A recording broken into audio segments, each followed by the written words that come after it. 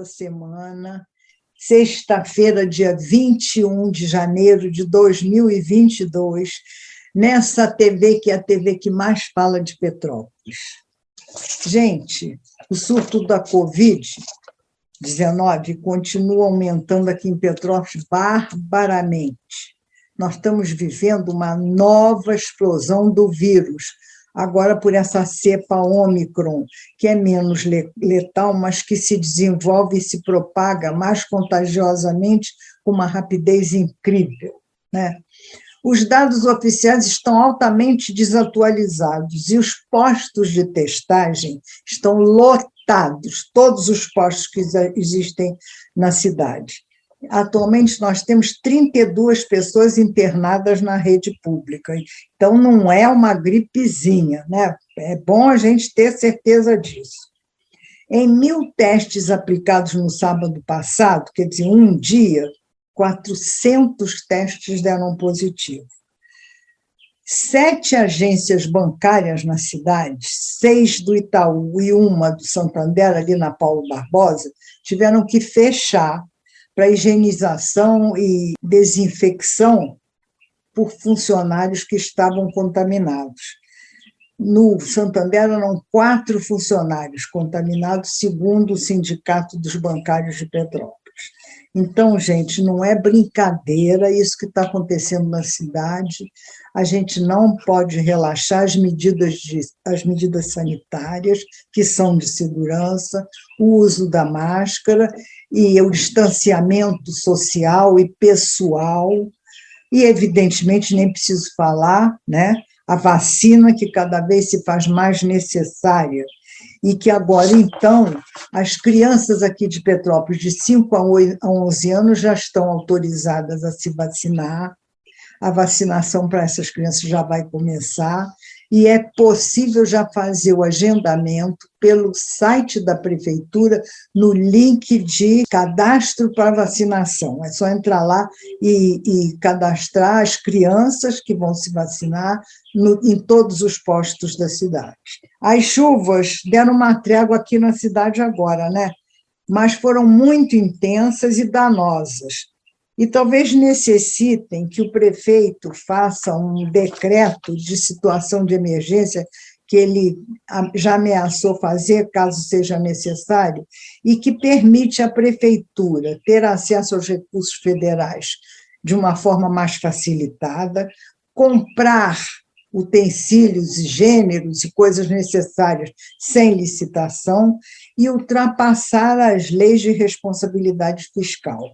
Isso porque nós tivemos mais de 400 ocorrências atendidas pela Defesa Civil e temos 233 pessoas desabrigadas. Esperemos que o tempo firme e não seja necessário isso, né? Com 40% dos votos, a Rua Teresa conquistou o prêmio de melhor polo de compras do estado do Rio de Janeiro, através de um voto popular, quer dizer, das pessoas que vão fazer compras nesses polos, né? E num concurso patrocinado e organizado pelo Centro Integrado de Estudos de Turismo e Hotelaria. A premiação deixou exultante a arte, que é a associação da Rua Teresa, né? E aconteceu no sábado passado. A Rua Teresa desbancou o Polo de Moda Íntima de Friburgo e o Polo de Confecções da Estrada Washington Luiz, que ficaram, respectivamente, em segundo e terceiro lugar. Então, para nós, é um motivo de orgulho, para a Rua Teresa, um motivo de parabéns e de muitas felicidades, né? Os jovens agora que concluem o ensino médio na rede estadual poderão receber um benefício de até R$1.000 ao terminar o ciclo, né? Essa confirmação da aprovação começa com R$700, quando o beneficiário é aprovado e tem a confirmação aprovada. Depois passa para R$900 no segunda série e chega a R$1.000 na conclusão do ensino, né? O programa se chama Melhor Jovem, é uma iniciativa da Secretaria de Estado de Educação, junto com a Secretaria de Desenvolvimento Social e de Direitos Humanos, e quer oferecer com isso uma oportunidade de um desenvolvimento pessoal e social aos jovens, além de contribuir para a taxa de alunos que têm condições de, com essa ajuda, concluir o ensino regular, integrado ou técnico e profissional através do ensino médio. Então, é uma iniciativa louvável que a gente tem que levar em consideração. E, após isso, vamos passar nossas entrevistas de hoje, que estão muito interessantes. Vamos conversar agora com Jamil Sabrá Neto, que hoje é o presidente da Companhia de Trânsito e Transportes de Petrópolis, a CPTrans.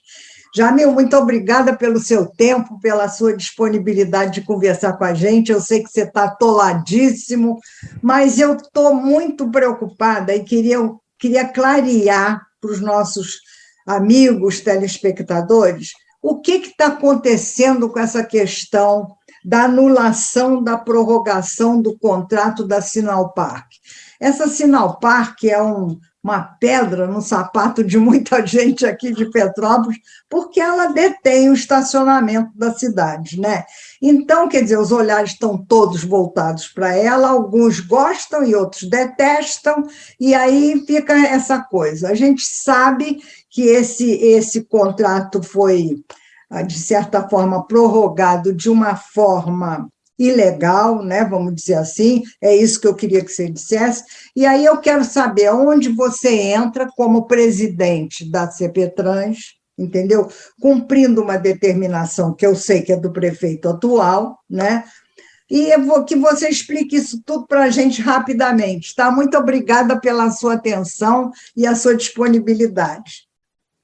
Bom, primeiramente é um prazer, Ana Maria Hatz, que é a nossa deputada federal constituinte eterna, nota 10 eterna. Da Constituição de 88. Jurássica. Agora eu tenho um carinho enorme e é muito, muito bom conviver com você e saber que as nossas famílias são amigas há muito tempo, né? Na verdade, o estacionamento rotativo, ele existe em todas as cidades de médio e de grande porte, não só no Brasil como no mundo. Você possui estacionamento, né? Você vai no Rio, tem, em Teresópolis tem, você vai em Búzios, tem, em São Paulo tem, em BH tem, em Petrópolis, como uma cidade turística e com um centro histórico muito forte de comércio e serviço, também se faz necessário para que você dê oportunidade para as pessoas de pararem o carro e terem os seus afazeres, sejam eles profissionais, pessoais ou de lazer, né? E aí a gente sempre analisou muito a questão do contrato. Quando vereador, nós exigimos muito o pagamento por cartão de crédito, por cartão de débito, as melhores informações dos pontos de venda onde você tem atrás dos parquímetros. E inclusive, uma delas foi a questão da multa administrativa, que a gente também tem um projeto de lei super legal para melhorar o sistema, não é para acabar com o sistema, né? Hoje você paga proporcional ao tempo que você utilizou depois que você teve o bilhete excedido, né? Então, se você parou o carro, ficou 1 hora, usou 2, você vai pagar 1 hora só, você não vai pagar a multa administrativa de uma diária, né? Então, isso foi um grande avanço. Mas o que aconteceu de forma muito, muito obscura, Ana Maria, foi que no final de 2020, de 28 de dezembro a 3 dias de acabar o governo do ex-prefeito, você teve uma servidora pública que saiu de onde ela estava, lá no departamento de licitação, foi nomeada presidente da CPTrans dia 23 de dezembro, dia 28, ela aprovou um aditamento de mais de 10 anos da concessão dessa empresa e dia 29 ela se exonerou. Ou seja, ela foi lá fazer essa assinatura. E todo mundo sabe, é público, eu tenho o aditivo aqui, você também tem o aditivo, a cidade inteira possui esse documento, né? E aí, assim, no momento que a gente assume a CPTrans, isso numa conversa com a atual administração do prefeito Rubens Bom Tempo, a primeira coisa que foi analisada é como é que você faz essa questão desse aditamento sem com que você comunique o conselho de administração, que impossa a diretoria da CPTrans, né? Sem com que você analise o reequilíbrio econômico do contrato, sem com que você, sem com que a empresa consiga provar por que eu quero prorrogar o meu contrato por mais de 10 anos, se ainda faltam 6 anos para esse contrato terminar. E quando a gente foi olhar como é que foi feito a justificativa do aditamento, a empresa só entregou uma planilha de um equilíbrio econômico num papel aceita tudo, você escreve qualquer coisa, a pessoa deu ok, a pessoa não comprovou quais investimentos foram feitos, qual é a necessidade de eu prorrogar o contrato por 10 anos, esse aditivo não foi passado ao conselho de administração, que é responsável pela nomeação da diretoria da CPTrans, do diretor-presidente, do diretor de administração financeira, do diretor técnico operacional, ou seja, não foi submetido ao Conselho Municipal, já que é um assunto importante, a participação popular, a participação de segmentos da sociedade civil, foi uma decisão unilateral que o ex-prefeito fez, e assim que a gente teve acesso aos autos e ao processo administrativo, sob orientação do prefeito Rubens Bom Tempo, com o aval do Conselho de Administração e com a diretoria da CPTrans, nós cancelamos esse aditivo realizado, né, Ana? A gente defende a questão do estacionamento, a gente quer melhorar o serviço, é óbvio, é necessário, a gente quer que o serviço seja bom para a população, seja bom para a CPTrans também, que você, bem ou mal, você está terceirizando um serviço para que a empresa capte recursos para investir na questão do trânsito, na questão da sinalização, né, na questão da educação do trânsito, mas da maneira que foi feita, a gente acha que não foi correta, e a gente ainda teve, Ana, um embasamento, tanto o departamento jurídico, 2 servidores da CPTrans, como o departamento da divisão de projetos interna, deram parecer contrário ao aditivo, e a pessoa mesmo assim o fez. Então, era uma servidora que não respeita os outros servidores, que estão aqui há 20 anos, há 25 anos na CPTrans, defendendo essa empresa e cuidando do nosso transporte público e do nosso trânsito. Então, a gente prontamente cancelou e, enfim, mantemos o diálogo institucional com essa empresa ainda para tentar melhorar ainda mais o serviço de estacionamento rotativo da nossa cidade. Então, quer dizer que o contrato com a CPTrans termina agora com a prorrogação cancelada. Em que data, Jamil? O contrato termina, ele tem duração de 10 anos, ele termina entre 2025 ou 2026. Eu não estou com a data exata aqui na minha mão nesse momento, mas ainda a gente estava na metade do contrato ainda. O contrato ainda está vigente, essa empresa venceu o processo licitatório, e a gente, cabe à CPTrans fiscalizar como poder cedente o poder cessionário, que é a empresa de estacionamento rotativo. Jamil, você me dá uma oportunidade mais à frente da gente conversar sobre você e a CPTrans, tá? Eu aceito as tuas explicações agora, nessa entrevista mínima, sobre essa questão do contrato da Sinalpark, porque nós estamos com a internet horrível e não vai dar tempo da gente fazer melhor aquilo que a gente gostaria. Então, eu gostaria muito que você se despedisse rapidamente, vamos ver se ela não corta, e te agradecer muito essa participação, tá bom? É um prazer falar com você, você é uma escola de vida, aprendo bastante, e conta comigo, vamos falar a hora que você quiser, para a gente falar um pouco mais sobre a questão do estacionamento, um pouco mais sobre a CPTrans, os nossos projetos, as nossas prioridades, a prioridade do nosso prefeito Rubens Bom Tempo, que assumiu a cidade depois de vencer as eleições, um ano depois, e que já está trabalhando, resolvendo a questão das chuvas e está à disposição da população. Então, tenho certeza aí que com essa gestão do Rubens Bom Tempo, a gente vai conseguir avançar ainda mais na pauta do transporte e do trânsito. Tá bom, amiga? Muito prazer. Obrigada. Estou à sua disposição. Muito obrigada. Você desculpe esse entrave dessa internet, que às vezes ela nos faz esses problemas, tá bom? Obrigada, querido. Tá bom. Um beijo. Tchau. Um beijo. Vamos conversar agora com Vicente Loureiro, que é arquiteto e urbanista, já foi secretário de apoio comunitário aqui em Petrópolis, já foi secretário do governo do estado do Rio de Janeiro, um tempão, e que agora fez um artigo chamado A Povoação Exemplar. Nesse artigo, Vicente fala sobre o pioneirismo do plano urbanístico de implantação de Petrópolis, de autoria do engenheiro militar Júlio Frederico Keller. Então, eu queria conversar com o Vicente sobre esse artigo, que eu achei super interessante, e, claro, para nós tem um valor e um apelo muito grande. Então, eu quero me reportar lá naquele tempo do Keller, vamos dizer assim, há 175 anos atrás, não é isso, Vicente? E conversar um pouco sobre os 16 artigos inovadores que ele fez para aquela época. Então, Vicente, é um prazer ter você aqui. A palavra está com você agora. Eu quero primeiro saber de você por que você resolveu escrever esse artigo.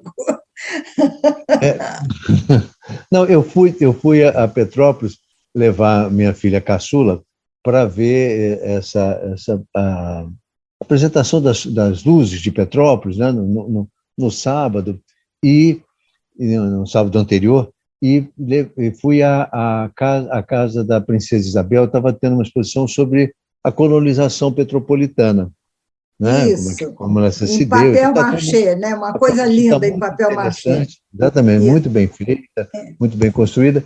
E aí eu voltei a revisitar essa história do Keller, de toda essa experiência, e me deu um insight saindo de lá, mais uma vez admirado. Eu particularmente gosto muito de Petrópolis, devo isso a você, né, de ter ido trabalhar aí e convivido com essa cidade que me deixou marcas importantes. Eu, sempre que posso, vou aí, gosto muito, acho uma cidade das melhores que a gente tem no Brasil, e isso não é à toa.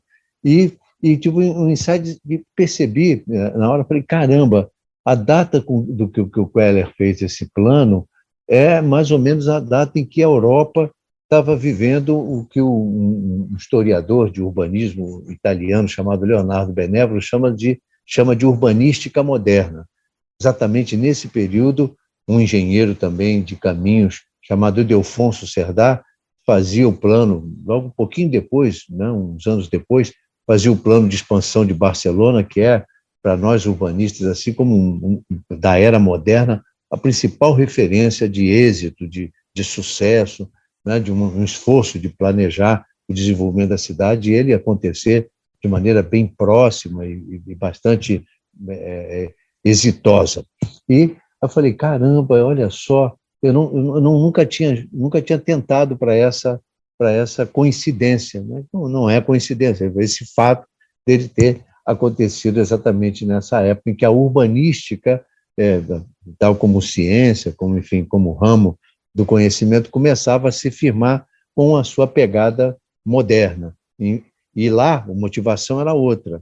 Lá a motivação era para dar conta dos problemas que as cidades estavam vivendo com a industrialização, muita urbanização muito acentuada, muitos problemas sanitários, febres, né, pestes, né, e eles então estavam procurando soluções, e aí uma série de pessoas, né, contribuíram nesse período, alguns de forma mais utópicas, com modelos, e outros com ações muito concretas, semelhantes a que o Keller trouxe para Petrópolis. Então, achei essa coincidência interessante, esse fato. Olha, acho que vou fazer o meu próximo artigo, vou falar sobre isso, porque é inspirador, né? Mostra que, naquela altura, né, o Brasil já estava antenado e tinha meios, né, de procurar soluções e reafirmar isso. Petrópolis é a primeira cidade realmente inteiramente planejada, a partir do nada, no Brasil. Isso me chamou também muita atenção, fiquei feliz com essa. Outras pessoas já devem ter descoberto, mas aí eu, pessoalmente, ter chegado a essa, que coisa interessante. Então, foi isso. Ô Vicente, mas ele realmente foi um inovador para aquela época, né? Porque o conceito urbanístico dele e arquitetônico, né, para a cidade foi inteiramente revolucionário e moderno, né? Então, explica rapidamente o que você achou de mais interessante, porque para mim foi aquela questão das casas serem construídas de maneira diversa do que eram naquela época, onde os rios passavam atrás das casas para receber os dejetos, né? E ele colocou as casas viradas para frente dos rios. Então, fala um pouquinho sobre isso e o que você achou de mais interessante aí nesse plano dele. Eu acho que o mais importante é a visão que ele apresenta de uma cidade a partir de um palácio, né, uma casa de veraneio, né, e com uma série de outros edifícios vinculados à corte, ou de pessoas próximas à corte, né, que montariam esse núcleo, né, uma espécie de transposição da corte aqui do Rio para Petrópolis, para viver no período de verão de forma mais amena e conseguir também fugir. Alguns relatos, Ana, dizem que ele teve, acho que, um irmão e acho que um filho que também morreu por uma febre. Então, as condições mais salubres que o clima de Petrópolis oferecia, motivaram, segundo esse relato, Dom Pedro a buscar essa solução. E o Keller entendeu isso, tinha informações, ele tinha uma formação alemã, né, de origem alemã, chegou aqui já homem formado, engenheiro militar, e ele então trouxe essas observações que estavam em curso, como eu disse, lá pela Europa, e conseguiu implantar aqui um modelo diferente de cidade. Quer dizer, ele fez a urbanização nos fundos do vale, os caminhos, né, para os diversos quarteirões, acho que eram 11 quarteirões no início, né, os quarteirões, a partir desse núcleo, e sempre no fundo do vale, margeando o rio, às vezes até abraçando o rio dos dois lados. E, a partir daí, ele mudou a maneira da relação das cidades brasileiras até então com os ribeirões, com os rios que as abasteciam ou as atravessavam. Ele, em vez de voltar ao fundo das casas, como você citou, deixar os fundos das casas para os rios, ele inverteu completamente e colocou o rio na frente, e com a rua ao lado, ou as ruas ao lado, criou-se também uma perspectiva muito agradável. Você tem a cidade é mais ampla, é mais generosa a perspectiva que se abre, não são aquelas perspectivas mais curtas e mais estreitas que a gente vê na maior parte das cidades coloniais contemporâneas, mais ou menos, dessa época. Então, tem essa primeira grande inovação da forma. A forma da cidade é inovadora, é uma forma tentacular a partir de um núcleo e aproveitando os fundos do vale como os caminhos para levar aos quarteirões para os colonos alemães que tinham chegado para fazer as obras da estrada e foram incorporados a esse projeto de implantar Petrópolis. Então, você apresenta 4 plantas, né? Isso. Na primeira, você fala da demarcação em azul pela autora. Quem é a autora da planta? Então, a planta não é do Keller? Não, é uma autora que mostra a planta originária do projeto do Keller. Ela apenas destaca nas cores aquilo que ela quer chamar a atenção. Não, mas a planta originalmente é do Keller. O modelo original é do Keller, exatamente. Então, ele fala da primeira desse negócio dos rios, né? Depois, a segunda, ele fala de quê? Planta da vila, como ficaria a vila. Isso. Depois ele fala, deixa eu ver aqui, que eu estou com uma planta, da demarcação em verde e amarelo dos caminhos coloniais. O que são esses caminhos coloniais? São os caminhos para os quarteirões, são os caminhos para as colônias, né? Os quarteirões eram os prazos de terra eram maiores, e quanto mais distantes desse núcleo eram então destinados só a atividades agrícolas. Então, os caminhos coloniais eram esses caminhos que partiam do núcleo, aonde estava sendo o palácio, a casa de veraneio, a igreja, né? A Catedral de São Pedro e o cemitério. Foram exigências do decreto do imperador.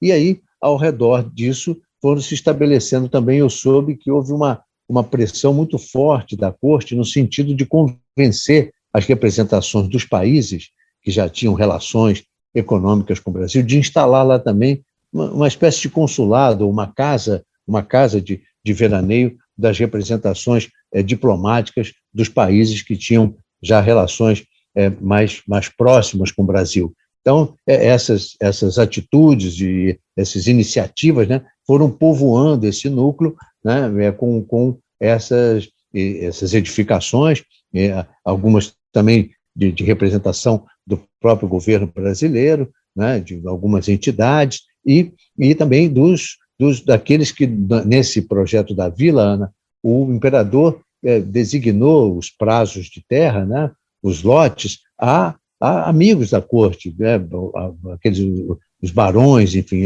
as pessoas que eram próximas e que manifestaram interesse em também ter uma casa próxima ao imperador, que, segundo também esses relatos, às vezes passava 6, 7 meses em Petrópolis durante o ano, né, despachando, né, o governo. Então, essas eram as características desse núcleo. E também, nesse núcleo, também foram se estabelecendo aí as atividades de comércio e serviços para atender a esse povoamento que se iniciava. Então, aí depois você apresenta um esquema da cidade que aproxima as ideias de Harvard. E aí você diz que os edifícios públicos estavam localizados no centro e a distribuição radial das ruas se fazia ao redor. Quer dizer, ficou uma circularidade, né? Mas essa circularidade não foi respeitada nunca, né, Vicente? Como é que é isso? Ela se perdeu com o tempo. Quer dizer, no início tinha o núcleo central, aí um primeiro raio, né, onde você tinha as atividades, digamos, as ocupações mais urbanas, né, com lotes um pouco maiores que o do núcleo principal, ali do núcleo central, mas ainda urbanos, de característica marcadamente urbana, e os mais distantes, nos fundos desses quarteirões, dessas áreas de colonização, né, os lotes aí sim destinados à atividade agrícola. Mas, pelo que também se relata, essas atividades agrícolas não foram muito animadoras. A situação do solo, da própria declividade, enfim, não deu muito resultado. E também a turma que veio da Alemanha eram urbanos de natureza, não eram de população rural, não eram rurais. E eles sabiam manejar ofícios, né, os ofícios urbanos, funilaria, né, e entre outros, marcenaria.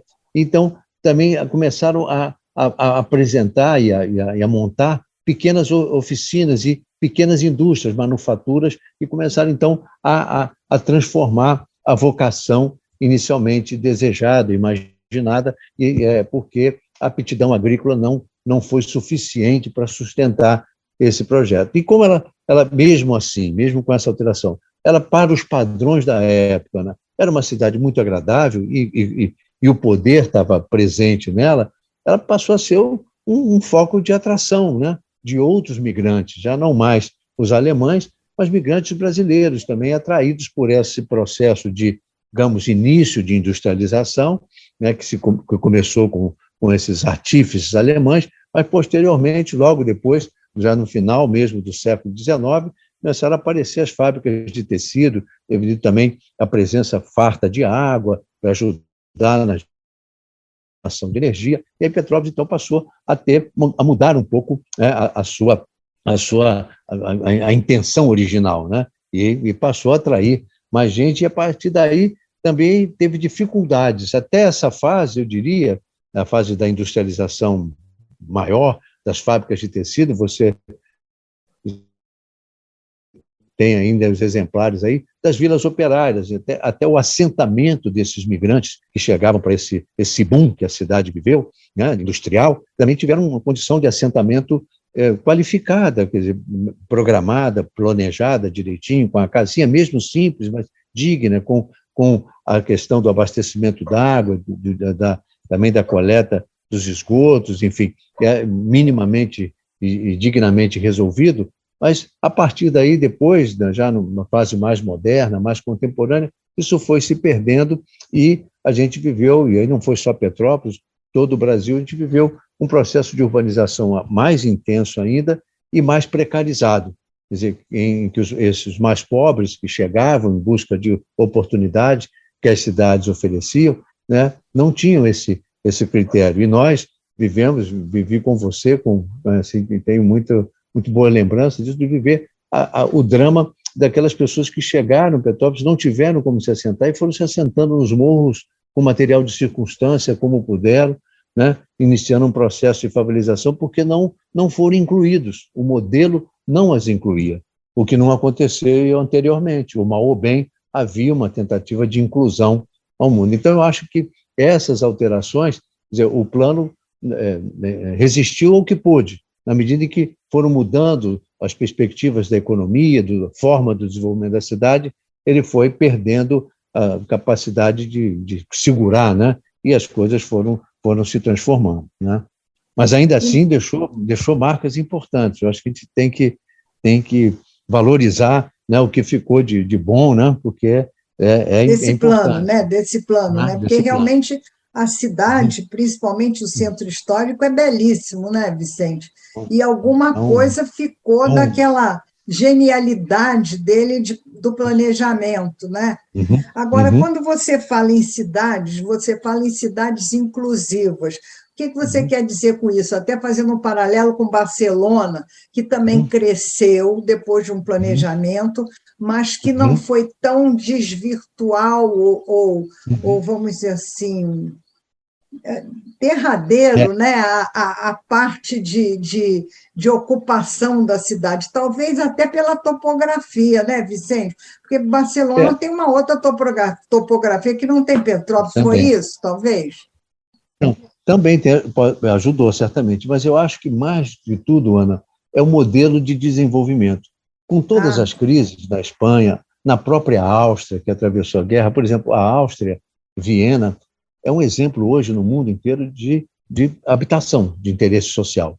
É a melhor política, faz 100 anos que Viena tem uma política de habitação muito interessante, bastante inclusiva, quer dizer, a pessoa chega lá, um búlgaro, um fugido das guerras da Síria, chega, tem condições de, em pouco tempo, de ter acesso a uma unidade de habitação, às vezes pequenininha, mas digna, ligada dentro da cidade, conectada à cidade, com os benefícios urbanos, os serviços urbanos essenciais, até de aquecimento presentes. Então, essa capacidade de acolher os mais pobres, os que vêm em busca de oportunidades, de oferecer a eles um mínimo, né, de condição de se assentarem, né, e viverem dignamente, é o que faz a diferença dessas cidades da Europa, que mesmo contemporâneas a esse esforço pioneiro de Petrópolis, conseguiram se desenvolver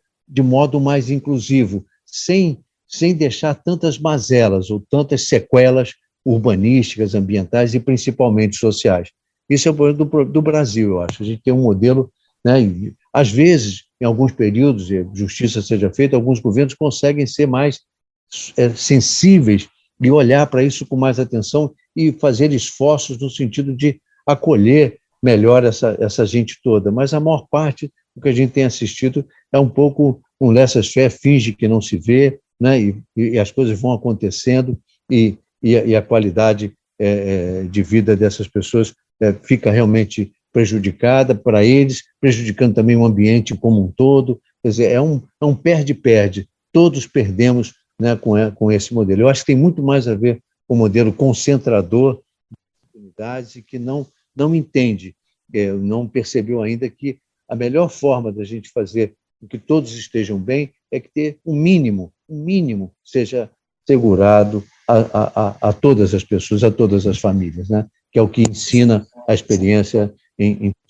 as experiências internacionais que tiveram êxito, né? Quer dizer, que você acha que, por exemplo, a maior parte dessa, não vou dizer culpa, mas desse caminhar tão assim, desplanejado, vamos fazer assim, de crescimento das cidades brasileiras, e o que aconteceu aqui em Petrópolis também, foi muito a falta de um pulso firme no desenvolvimento de um plano diretor da cidade que seja feito e colocado realmente em prática, porque aqui em Petrópolis, até agora, nós não terminamos o plano diretor ainda e não colocamos em execução. Então, como é que pode, nessa altura dos acontecimentos, você exigir uma urbanização racional, né?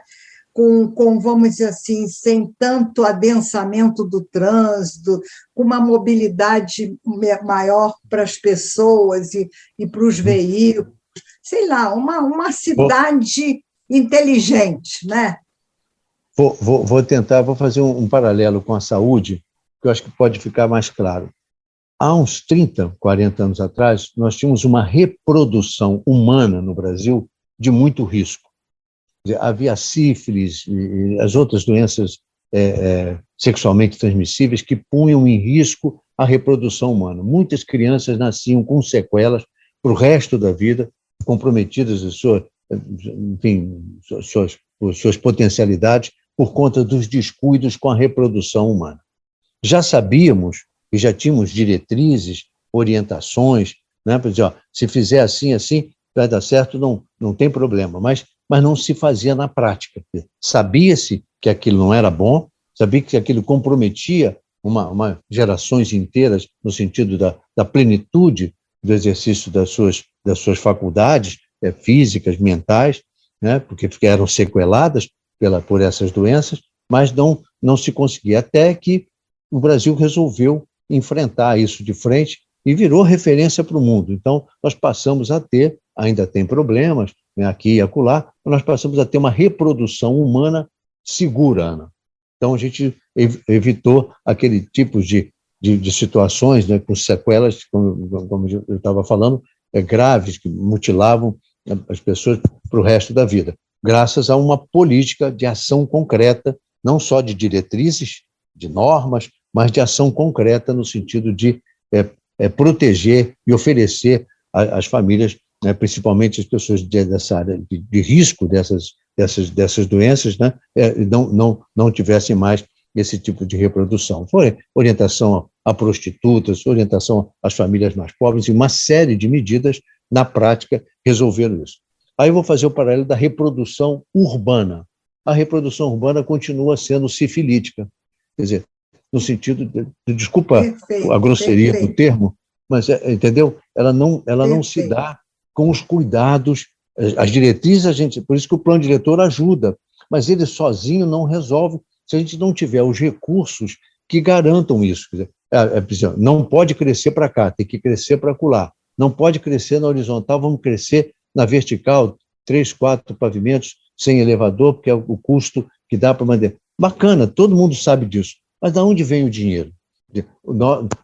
A política habitacional tem sido sempre concentrada nas mãos do governo federal, com honrosas exceções, um estado ou outro, às vezes espasmodicamente ajuda, mas não tem sido usual a gente ter políticas permanentes de habitação. Minha Casa Minha Vida. Foi um esforço, tem defeitos, tem imperfeições, mas foi um esforço importante. 4,3 milhões de casas foram oferecidas. E quando ele foi desenhado, foi lançado, ele era para enfrentar um déficit de 7 milhões de moradias. Acho que vai ficar claro agora o que eu quero dizer. 10 anos depois, com um recorde histórico, com os defeitos, má localização, com construções ruins, coisas que sempre a gente acontece por falta de ter políticas mais permanentes, né? Mas, enfim, defeitos também da nossa maneira de fazer as coisas, mas, independente dos defeitos, quando ele, 10 anos depois de ter feito esse recorde de 4,3 milhões de moradias, o déficit habitacional continuava de 7 milhões. Então, veja que aonde está o buziles da questão, como diziam os antigos. Então, não isso caminhamos nada. Eu me referia. É preciso fazer plano diretor, é preciso ter firmeza, mas é preciso ter também firmeza e recurso. E não são as cidades sozinhas. Ou se transfere recursos para as cidades e elas e eu sou a favor, e elas tocam a sua política habitacional e vão, enfim, à busca das soluções. Agora, não pode ficar tudo concentrado, esse recurso todo concentrado hoje na mão da Caixa Econômica, antes do BNH, e a gente não ter a eficiência que a gente precisa, né, a agilidade, e principalmente, e você conhece isso tanto ou mais que eu, que às vezes você não precisa nem fazer habitações, às vezes é recuperar, ajudar, qualificar as instalações sanitárias, elétricas, dar uma arrumadinha numa habitação construída pela própria pessoa, num esforço pessoal, mas ela está bem localizada, ela é segura, se der uma guaribada, ela vai durar mais 20, 30 anos e vai dar conta. Então, a política habitacional não é só fazer casa nova, também pode ajudar regularização fundiária, criar condições que permitam essas populações estarem, de fato, inseridas na vida da cidade. Não sei se fui claro com o exemplo, mas... Não, foi ótimo, você foi claríssimo e fez um paralelo muito interessante na realidade atual, né? E por que a gente não conseguiu manter aquilo que o Keller fez. Eu, infelizmente, estou terminando o meu tempo com você, te agradeço demais isso, e eu vou deixar lá no programa o link do artigo A Povoação Exemplar, para as pessoas que estão nos ouvindo e vendo você dar essa aula de urbanismo aí, né? Entenderem como é que surgiu esse nosso papo aqui. E, de certa forma, o que eu, através de todo o seu talento, quis mostrar, quer dizer, linkando o talento do Keller com a atualidade. Por que a gente hoje tem esse problema habitacional e urbanístico, né, nas cidades, né, de mobilidade urbana, que não se consegue entrelaçar esse nó? Por que a gente tem isso? Então, foi muito importante isso que você esclareceu. E deixa esses últimos minutinhos, Vicente, para você se despedir dos meus telespectadores e dos seus amigos de Petrópolis que te admiram tanto, deixando aí um abraço para todo mundo e prometendo voltar sempre que eu te chamar. Um prazer. Quero desejar a você e a todos os seus telespectadores, aos nossos amigos, né, um feliz 2022, que a gente consiga atravessar essa pandemia, né, com saúde, que a gente consiga também fazer com que o país retome, né, o ambiente de diálogo, de confiança, né, no futuro, que a gente restabeleça essas coisas que foram tão caras e tão difíceis da gente conquistar, né, e dizer que é isso. Eu fiquei muito feliz, Ana, com essa oportunidade, porque eu acho que as coisas vão se juntando, a gente precisa saber que cada período, cada pedaço da história tem contribuições importantes, e quando a gente consegue entender isso, a gente fica com mais capacidade de fazer as cidades, no caso das cidades, né, que a gente está falando, funcionarem melhor e fazerem coisas com mais precisão, com mais cuidado. É muito importante essa coisa da continuidade das políticas. Isso que eu falei da experiência de Viena. Qual é o sucesso lá? É a continuidade. Começou com um governo de esquerda, um governo socialista, depois entrou o governo de direita, governo de centro, e veio 100 anos, mas a política, o norte, se manteve na essência, com alterações aqui e lá, com mais ênfase nesse ou naquele aspecto, mas isso é que eu acho que essa maturidade é que a gente precisa conquistar nas nossas cidades. Então, um grande ano para você, um beijo grande, obrigado pela oportunidade. Muito obrigada, querido, muito obrigada pela sua presença, tá? Tchau. Um beijo, tchau.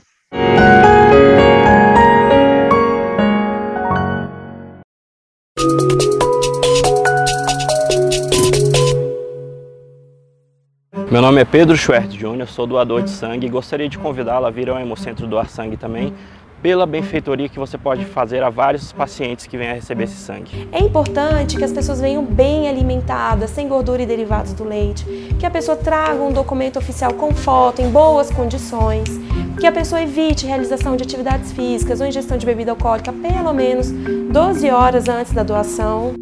Finalizada a coleta, a bolsa de sangue segue para novas etapas. A primeira é o processo de separação dos componentes do sangue. As amostras coletadas vão para o laboratório, onde são feitos exames que constatam a presença de doenças transmissíveis pelo sangue e também classificam um tipo sanguíneo doado. Estando tudo ok, o sangue é liberado para distribuição. Ele fica armazenado de acordo com a temperatura de conservação de cada hemocomponente produzido. Daí sai diretamente para quem precisa. Depois dos resultados, o sangue é liberado para distribuição. Mulheres podem doar a cada 3 meses e por até 3 vezes em um ano. Homens podem doar a cada 2 meses e até 4 vezes no período de um ano. A gente tem um sentimento de altruísmo, né, muito grande por poder ajudar outras pessoas.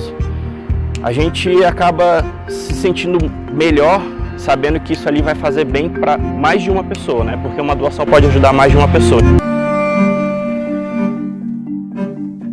Para terminar o programa de hoje, eu vou ler para vocês Desejos de Vitor Hugo, tá?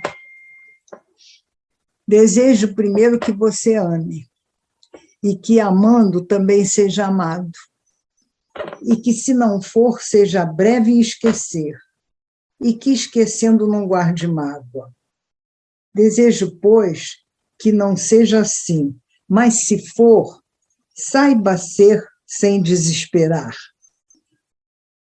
Desejo também que tenha amigos, que mesmo maus e inconsequentes, sejam corajosos e fiéis, e que pelo menos num deles você possa confiar sem duvidar.